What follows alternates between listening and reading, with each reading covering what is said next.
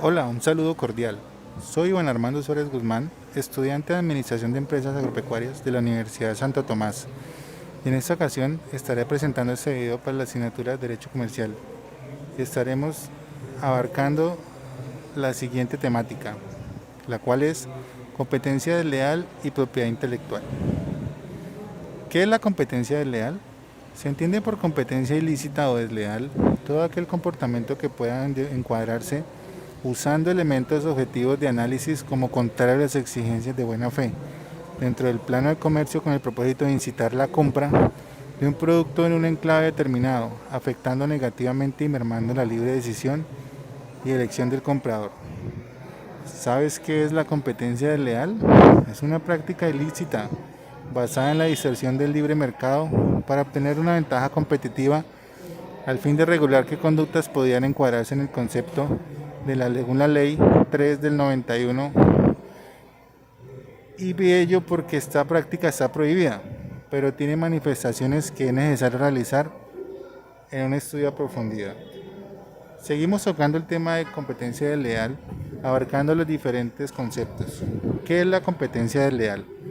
La competencia ilícita lo es por atentar contra los intereses de los participantes en el mercado, de modo que es toda aquella conducta realizada en el mercado con fines concurrenciales que beneficia al infractor a costa de los demás participantes en el marco económico. En definitiva, se trata de una práctica antisocial, de ahí que se haya prohibido regulándose con cierto detalle en la norma antes citada. Debemos tener en cuenta unos aspectos importantes de la competencia desleal. En primer lugar, cabe señalar que si ese tipo de competencia está prohibida es porque resulta antisocial. Por tanto, se consideran desleales los actos objetivamente contrarios a la buena fe. En segundo lugar, según la ley, solo se aplica a abusos concurrenciales. Por tanto, quedan fuera de su ámbito las prácticas abusivas de otro tipo, como puedan ser los incumplimientos en materia laboral o medioambiental. Por último, cabe señalar que todo acto desleal lo es en la medida en que pueda distorsionar el comportamiento económico de los agentes de mercado. En ese sentido, no cabría señalar como abusivo el acto que no tendiera a, primero, hacer que el consumidor medio elija una u otra oferta u oferente. Segundo, forzar a la contratación o hacerlo de un modo determinado. Tercero, imponer una forma de pago. Cuarto, obligar a la conservación de bienes o servicios adquiridos o contratados. Quinto, abstenerse de ejercitar derechos contractuales o propios de los consumidores.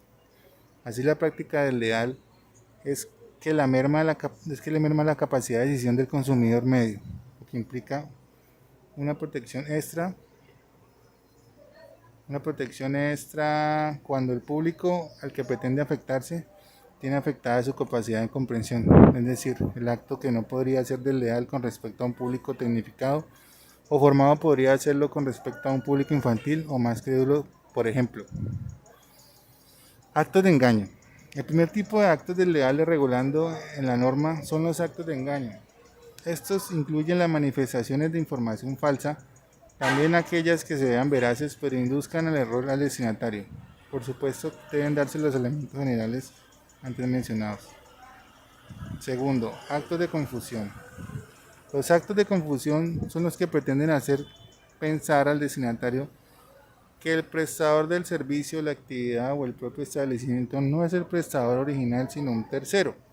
En ese sentido, se incluyen aquellos actos que asocian el origen del servicio a un competidor. Tercero, actos de omisiones engañosas. Como su nombre indica, este género de actos oculta elementos informativos determinantes del comportamiento económico del consumidor. También se sanciona la información confusa, ambigua o ininteligible. Cuarto, o siguiente punto, prácticas agresivas. Son agresivas las prácticas que disminuyen la libertad de elección del consumidor. Se entienden como tales el acoso, la coacción, el uso de fuerza. En definitiva, se trata de ubicar al cliente en una situación que no pueda decir que no. Siguiente, actos de denigración. Los actos de denigración en este contexto se refieren a un tercer prestador de servicios. Básicamente, Esos actos se socavan la reputación del competidor para evitar que el consumidor opte por contratarlo a él. Actos de comparación. La comparación en un competidor puede ser abusiva, ya que se relaciona con otras prácticas como la denigración, imitación, explotación del prestigio ajeno.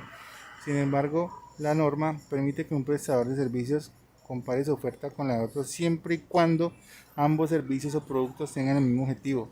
La comparación sea objetiva y verificable. No pueden compararse productos con diferentes denominaciones de origen.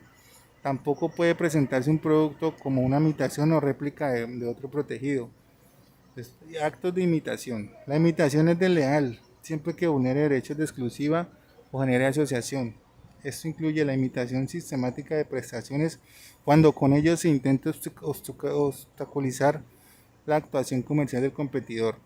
Explotación de la reputación ajena. Evidentemente la explotación de la reputación ajena está prohibida por generar confusión en el consumidor. Además, un aprovechamiento del entramado comercial de un tercero. Sigue violación de secretos. Se reputa desleal la explotación de secretos comerciales o industriales de un tercero, y ello en el caso de haber accedido a los mismos lícitamente, siempre que no se cuente con autorización para explotarlos. Dentro de esta categoría se incluye la prohibición del espionaje industrial. 10. Inducción a la infracción contractual. La inducción a la infracción contractual consiste en intentar que cualquiera de los stakeholders de la competencia incumpla sus obligaciones. Por ejemplo, puede pretenderse que un proveedor rompa su relación comercial o que un investigador quiebre sus obligaciones laborales. Violación de normas. Evidentemente todo empresario está sujeto a la ley. Incumplirla activará los mecanismos represivos o despertará la responsabilidad civil, administrativa y penal correspondiente, significativa. Se considera también como un acto de competencia abusiva. Discriminación y dependencia económica. La discriminación refiere al trato no igualitario a los consumidores. Por ejemplo, no se puede negar el acceso al servicio de clientes de determinada zona o encarecer el servicio para el público de determinada religión. Respecto a la dependencia económica, se refiere a la prohibición de aprovecharse de la situación de determinados clientes que por su situación económica dependen del prestador y no pueden acceder a servicios de un tercero. Venta a pérdida.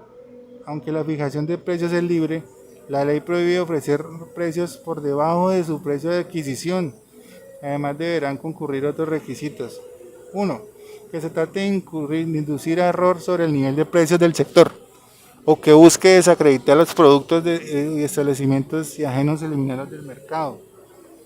Además, publicidad ilícita. En este caso se debe realizar una remisión de la Ley General de Publicidad.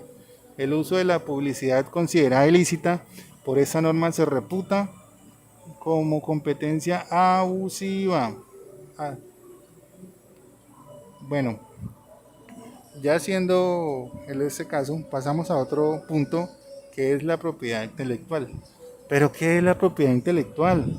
La propiedad intelectual es un tipo de propiedad que implica el derecho de goce y disposición sobre las creaciones de talento o el ingenio humano producidas por su creador. Esta rama del derecho comprende entre otros los derechos de autor y conexos, la propiedad industrial y los derechos de obtentor sobre las variedades vegetales. En Colombia, el régimen intelectual lo constituye principalmente el conjunto de normas dictaminadas por la Comunidad Andina de Naciones, de la cual hacen parte Colombia, Bolivia, Ecuador y Perú, por quienes por medio del Acuerdo de Cartagena 1969, las principales en materia de propiedad intelectual son la Decisión Andina 351/93 en Derecho de Autor y Derechos Conexos, la Decisión Andina 486 del 2000 en Propiedad Industrial y la Decisión Andina 345/1993 en Derechos de Obtentor sobre variedades vegetales. No obstante, estas normas se rigen por el principio de complemento indispensable, por el cual las legislaciones nacionales que no sean contrarias a la norma comunitaria desarrollen asuntos de la misma materia seguirán aplicando en el territorio del país, miembro de la Comunidad Andina de Naciones, como el caso de la Ley 23 de 1982 sobre el derecho de autor y derechos conexos. En el caso de la Universidad Nacional de Colombia, la propiedad intelectual se encuentra regulada, entre otros, por el Acuerdo 35 de 2003 con el Consejo Académico y la Resolución 03 de 2012. La propiedad intelectual y su importancia actual. El término propiedad intelectual se refiere a la protección del producto del intelecto humano. sean los campos musicales, sean los actos científicos, artísticos, literarios o industriales. Esa protección concede a los creadores, autores e inventores un derecho temporal para excluir a los terceros de la apropiación de conocimiento por ellos generados. El resultado del esfuerzo intelectual humano a menudo se manifiesta como un conocimiento nuevo u original, o una expresión creativa que agrega una calidad deseable a un producto o servicio comercializable. En efecto, distintos elementos proporcionan productos intelectuales con atributos que de un modo u otro mejoran la calidad de vida de las personas. Estos elementos pueden llamarse iniciativa humana, ingenio, creatividad, inventiva, inspiración repentina, revelación o nueva visión de hechos observados, los que pueden o no ir acompañados de experimentación, pruebas y errores, conocimientos técnicos, trabajo de equipo, oficio, sensibilidad, estética, etc. De esta forma, la creación intelectual puede implicar la solución de un problema técnico con cualidades funcionales más deseables o desembocar en la creación de algo estéticamente agradable para satisfacer una necesidad o deseo humano que pueda ser utilitario, sensorial, social, cultural, mental, espiritual o religioso. Estos elementos que añaden valor o calidad de vida son la base de la propiedad intelectual. La propiedad intelectual siempre tiene importancia para proteger la creación del intelectual del ser humano. Por eso no es sino en pleno siglo XXI que la legislación de propiedad intelectual se ve más necesaria que nunca.